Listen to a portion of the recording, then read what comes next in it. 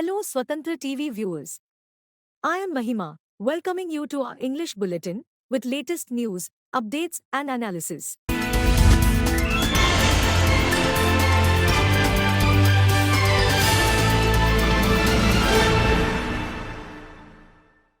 Prime Minister Narendra Modi on Saturday attacked the Congress, saying the grand old party cannot think beyond nepotism, corruption and appeasement, and the country's development has never been on its agenda. After independence, the Congress ruled the country for a long time, but its focus was only on forming the government and not building the future of the country, said Modi while virtually addressing the Viksit Bharat Viksit Chhattisgarh program. He dedicated to the nation and laid the foundation stones of 10 development projects worth over 34,400 crore rupees on the occasion and said when India becomes the world's third largest economy in the next 5 years, Chhattisgarh will reach new heights of development.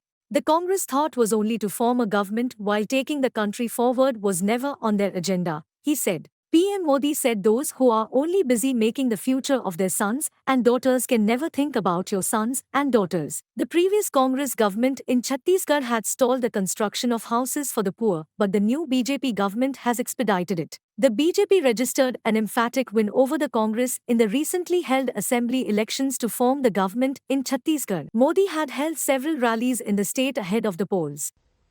वो दूरगामी सोच के साथ सकारात्मक नीतियां नहीं बना सकती। कांग्रेस न भविष्य को भांप सकती है और न ही भविष्य के लिए उसके पास कोई रोड मैप है। कांग्रेस की इसी सोच की वजह से भारत अपनी बिजली व्यवस्था को लेकर बदनाम रहता था। कांग्रेस के दौर में बिजली की कमी के कारण पूरे देश में कई घंटों तक अंधेरा हो जाता था। The newly enacted laws, Bharatiya Nyaya Sanhita, Bharatiya Nagarik Suraksha Sanhita and Bharatiya Saksha Act, to completely overhaul the criminal justice system in the country will come into effect from 1st July. However, the provision related to cases of hit and run by vehicle drivers will not be implemented immediately. The three laws got the Parliament's approval on 21st December last year, and President Draupadi Murmu gave her assent on 25th December. According to three identical notifications issued by the Union Home Ministry, provisions of the new laws will come into force from 1st July. The laws will replace the colonial-era Indian Penal Code, the Code of Criminal Procedure, and the Indian Evidence Act of 1872 respectively. The three legislations aim at completely overhauling the criminal justice system in the country by giving definitions of various offences and their punishments. In exercise of the powers conferred by subsection 2 of Section 1 of the Bharatiya Nyaya Sanhita, 2023, 45 of 2023, the central government hereby appoints the first day of July, 2024 as the date on which the provisions of the said Sanhita, except the provision of subsection 2 of Section 106, shall come into force, one of the notifications said.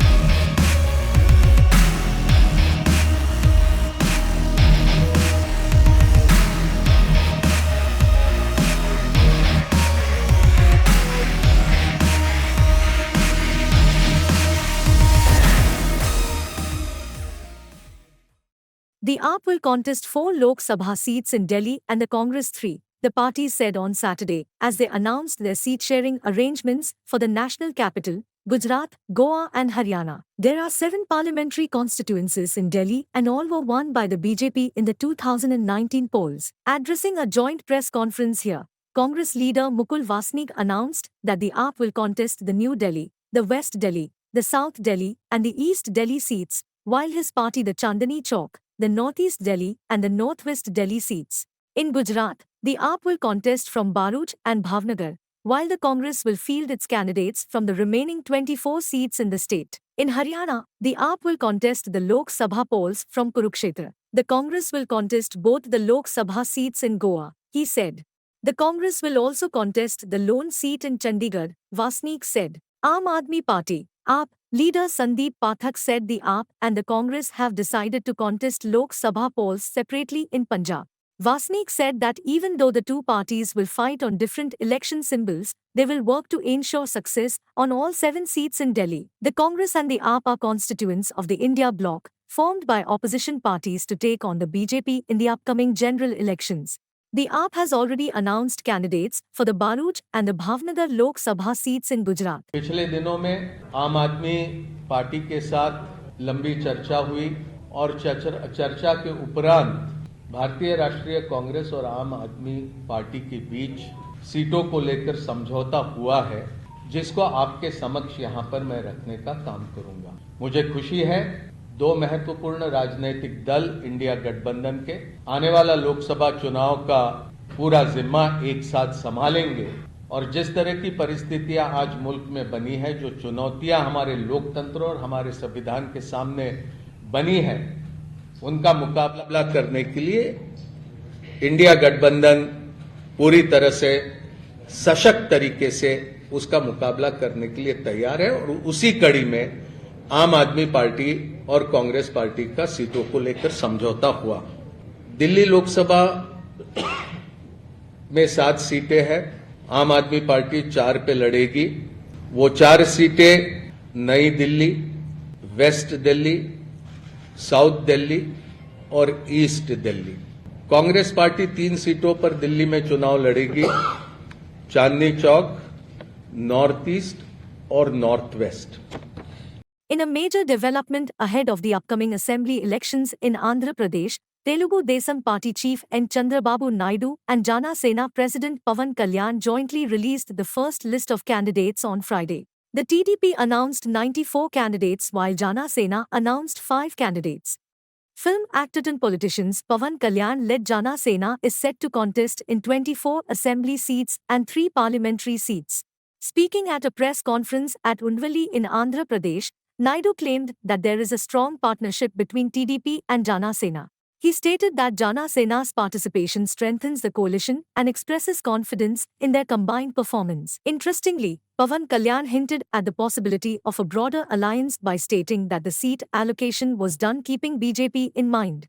Naidu is contesting from Kuppam Assembly segment in Chittoor district. On the other hand, Jana Sena has released only the names of 5 candidates out of 24 candidates. The remaining list of candidates will be announced later, Pawan Kalyan said.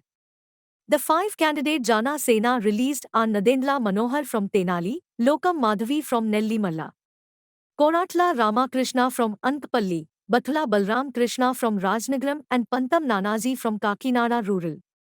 The list also consists of 28 candidates with a postgraduate degree, 50 candidates with graduate degrees, 3 doctors, 2 PhD, and 1 IS officer. Ichchapuram Bendalam Ashok garu, Tekkali Kinjarapu Atchannaidu, Amudala Valasa Kona Ravikumar, Rajam Kondru Muralimohan, Kurupam Thoyaka Jagadeeswari, Parvathipuram Vijaya Bonela, Salur Gummadi Sandhyarani, Bobbili RSV KK Rangarao, Gajapathi Nagaram Kondapalli Srinivas, Vizianagaram Pusapati Aditi Vijayalakshmi Gajapathiraju, Visakhapatnam east Velagapudi Ramakrishnababu, Visakhapatnam west PGVR Naidu alias Gannababu, Araku valley Siriveri Donnadora, Payakaraopeta Vangalapudi Anitha, Narsipatnam Chintakayala Ayyannapatrudu, Tuni Yanamala Divya, Peddapuram Nimmakayala Chinarajappa. చాలా మంది పెద్దలు 40 స్థానాలు కావాలి, 70 స్థానాలు కావాలంటే ఒకటే చెప్పాను అందరికీ, 2019లో కనీసం నాకు ఒక 10 స్థానాలు ఉండుంటే ఈరోజు ఎక్కువ స్థానాలు తీసుకొని ఒక మంచి చక్కటి అవకాశం ఉండేది. అది కోల్పోయాం కాబట్టి ఈసారి తక్కువ స్థానాలతోటి 98% స్ట్రైకింగ్ రేట్ ఉండాలి. దాంట్లో భాగంగానే 24 స్థానాలు, 3 పార్లమెంట్లు ఫిక్స్ అయిపోయాం.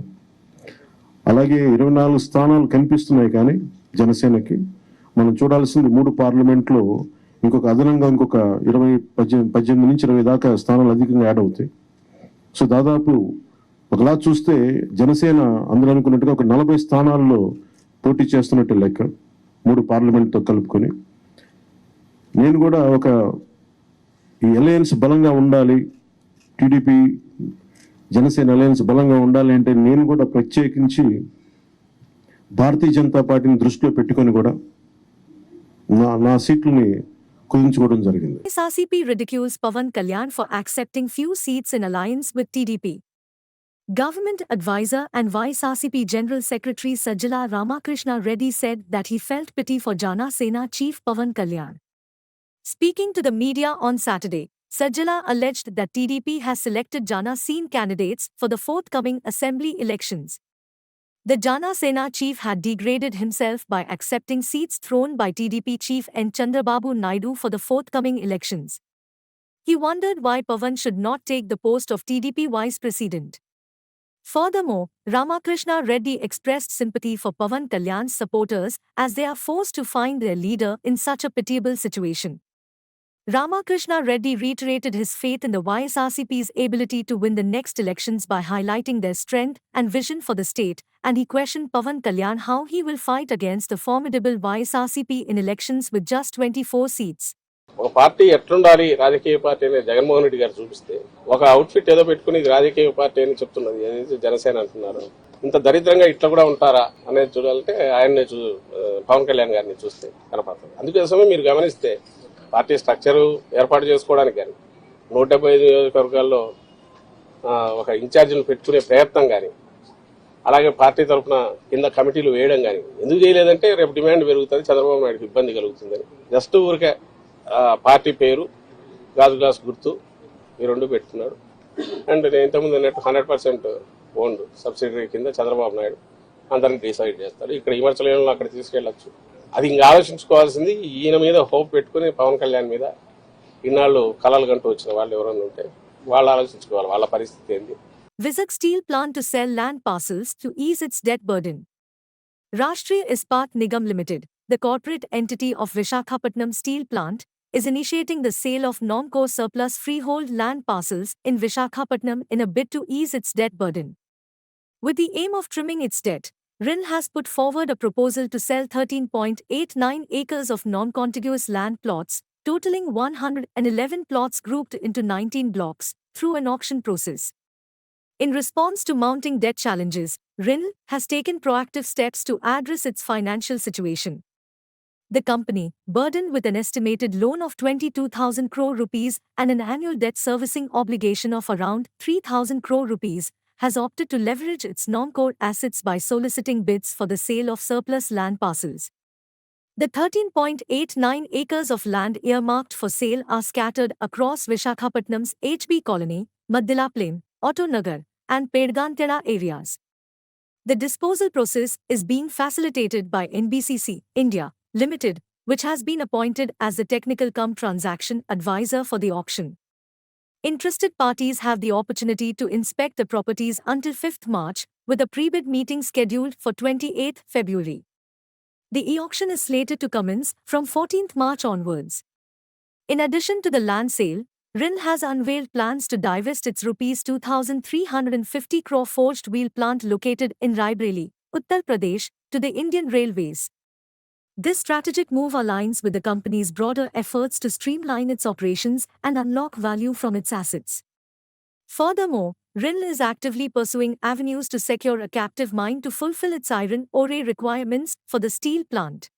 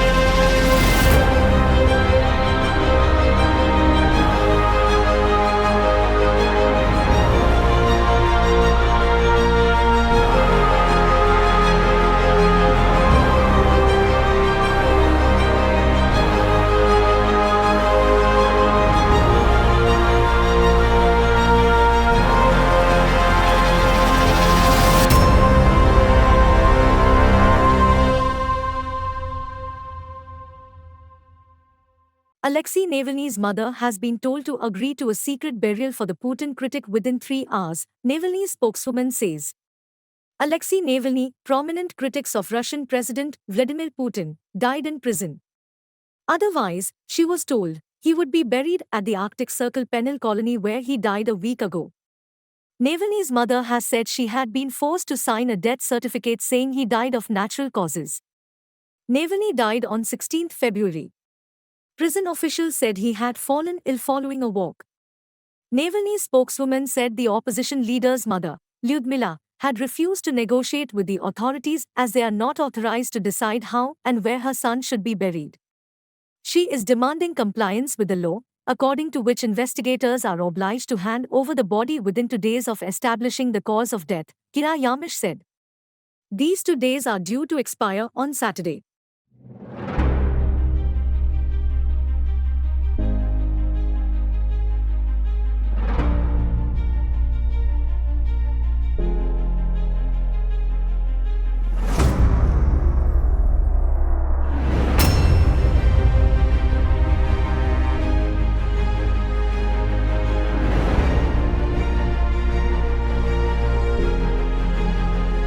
Union Minister Rajiv Chandrasekhar on Saturday made it clear to Google that explanations about unreliability of AI models do not absolve or exempt platforms from laws, and warned that India's digital nagriks are not to be experimented on with unreliable platforms and algorithms. The minister's comments came after Google, which is under fire over AI tool Gemini's objectionable response and bias to a question on PM Narendra Modi, said it has worked quickly to address the issue and conceded that the chatbot may not always be reliable in responding to certain prompts related to current events and political topics. Chandrasekhar, the Minister of State for IT, in a post on X, formerly Twitter, said ensuring safety and trust are legal obligation of platforms. On Friday, Chandrasekhar had warned that Google AI tool Gemini's response to a question around the Prime Minister was in direct violation of IT rules as well as several provisions of the Criminal Code. Chandrasekhar has taken immediate cognizance of the issue raised by verified accounts of a journalist alleging bias in Gemini in response to a question on Modi while it gave no clear answer when a similar question was asked for Trump and Zelensky. Google further said Gemini is built as a creativity and productivity tool and may not always be reliable, especially when it comes to responding to some prompts about current events, political topics, or evolving news.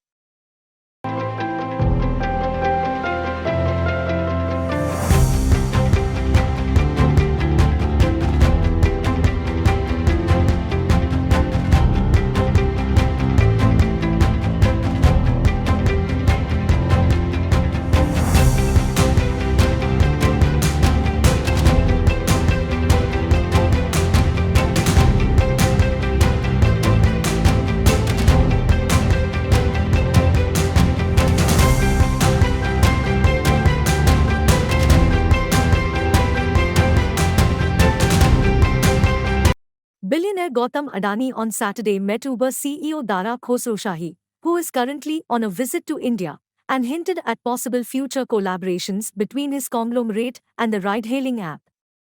Taking to X, both business leaders appreciated their conversation on the Indian growth story and their vision for the subcontinent.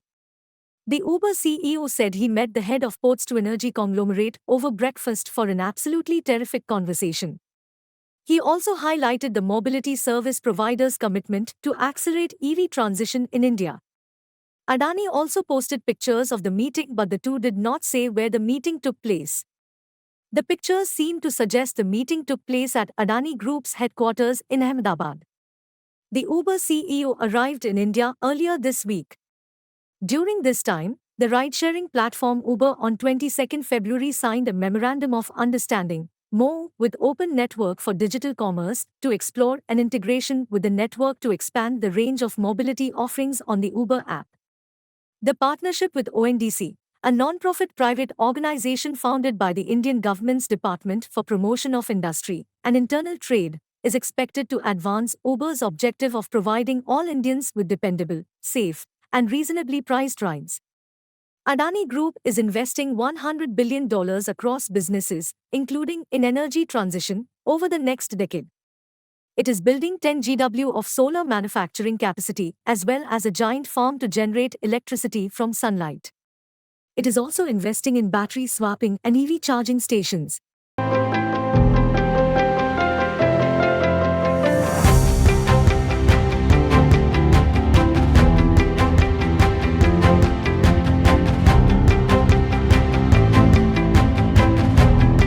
Thank you for watching Swatantra TV English Bulletin. For a complete and comprehensive English news bulletin, please do watch Swatantra TV. This is Mahima, signing off. Keep watching Swatantra TV.